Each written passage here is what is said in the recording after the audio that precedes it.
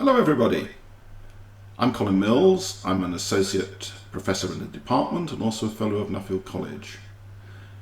I'm going to talk just for a little while about my MSc MPhil optional course in Social Stratification, which I hope many of you will be interested in. And then after I've done that, I'll say a little bit about my own personal research interests.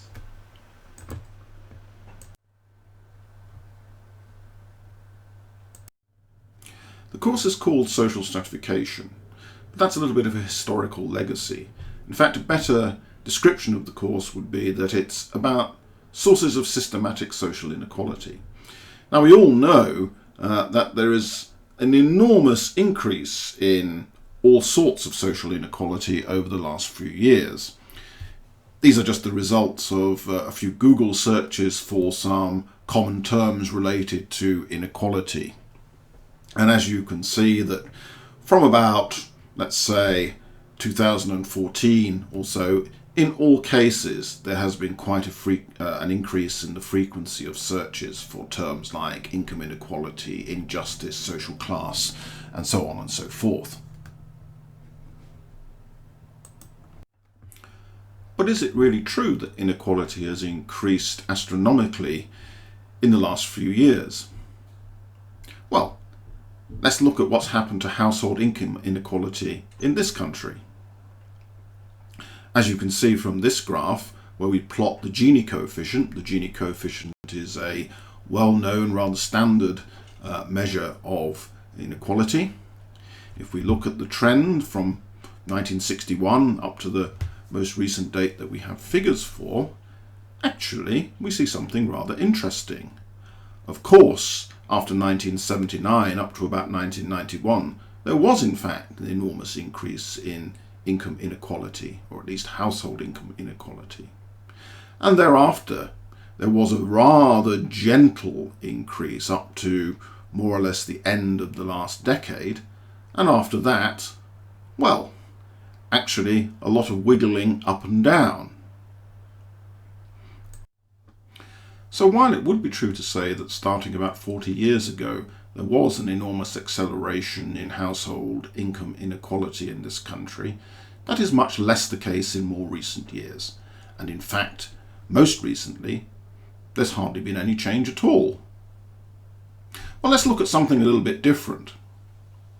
It's a man's world, as one of my musical heroes, James Brown, once said. Well, apart from when it comes to education.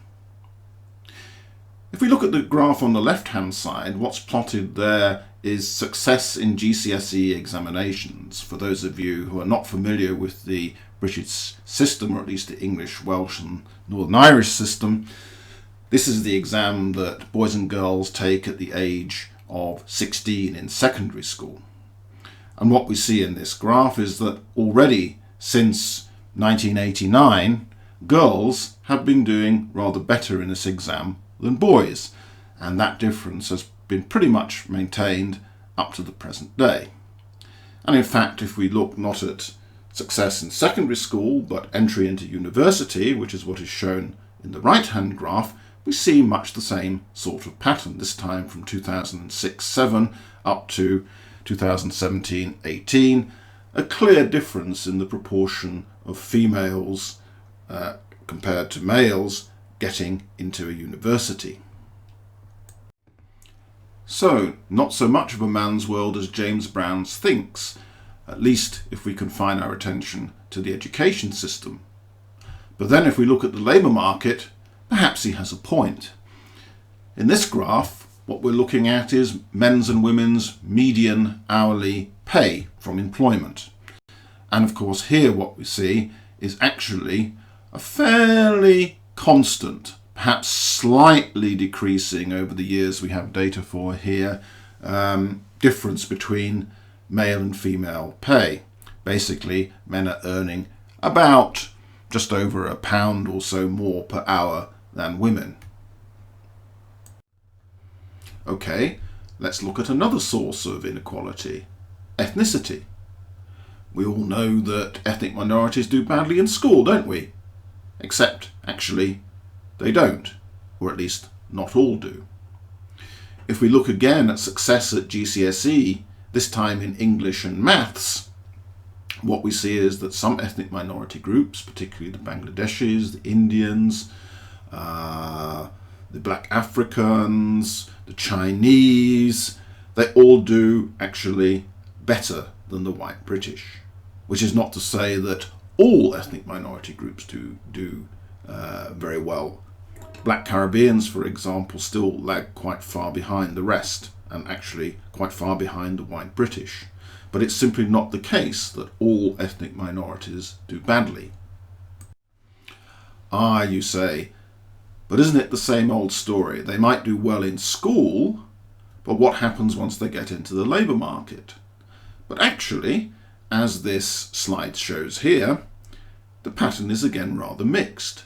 Some groups do, in fact, do rather badly compared to the comparator of white British. For example, Bangladeshis, Pakistanis, Black African, Caribbean and Black British clearly do less well in the labour market. Their median gross hourly earnings are clearly less than those of the white British group. But some do better, particularly Chinese and Indians. It's a very, very mixed picture. So if you wanted to sum up in a sentence what the seminar is about, it's about sorting out what we actually know from what we think we know about social inequality.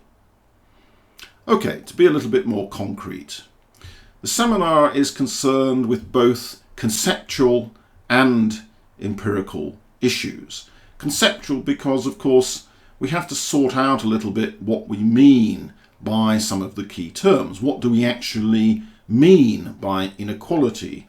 What do we mean by social class or social mobility or social status?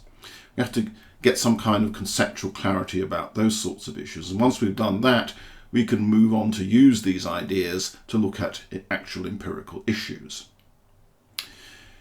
You should, and this is rather important, feel comfortable reading and making sense of quantitative evidence. Many of the articles and readings which I'll ask you to look at will contain, in one form or another, some quantitative evidence. And if you are the sort of person that doesn't feel confident and doesn't feel that that's their sort of thing, then this is perhaps not a seminar for you.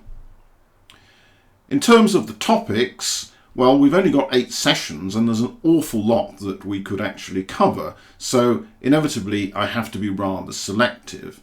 But we'll probably look at things like social class, social status, social mobility, both trends over time and social mobility in international comparison.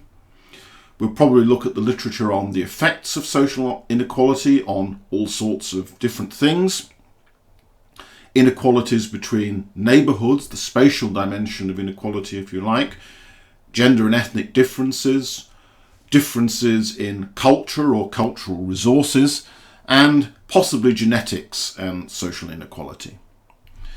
The empirical focus is going to be mainly on Britain, the United States and the rest of Europe, in roughly that order of priority, for no better reason than these are basically the places that I know about. The teaching for the seminar takes the following form. I will make some pre-recorded short lectures and make them available to you, which you should view before the seminar. After that, after you've looked at them, there will be an hour and a half of class discussion of readings with some student-led presentations. The precise format of that we'll have to decide a little nearer to the time. I'm planning at the moment for an online format. How things will develop obviously is difficult to foresee right at the moment, and we'll have to be a little bit flexible about that. We'll see how things develop by Hilary term. The required formative work, that's the stuff that you have to do but doesn't count for your final assessment, is the equivalent of 4 short essays. In practice, what I ask you to do is to write 2 short, that's 1,500 word essays written during the term itself while the teaching is going on, and one longer 3,000 word more reflective essay which you write over the Easter vacation. The summative assessment, which will be in Trinity term, will be a standard format examination. Well, my time is almost up, but before I go, let me say something about my current research interests. As you probably guess, I'm interested in social inequality and social stratification, but my most recent project has really had a historical focus. What I'm doing is trying to investigate social mobility in the interwar period. To do this, I make use of the 1939 population register, which was basically a complete registration of the whole population of the country prior to the start of the Second World War. And by using this, I'm able to take a sample of individuals that I trace backwards in time. I find out about who their parents were, who they married, what their career looked like, and so on, in order to answer some questions which are still puzzling scholars about what really happened with respect to social mobility in that rather crucial period of time.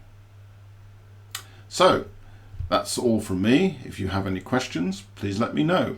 You can either ask me now or you can get in contact by email with me. Bye for now.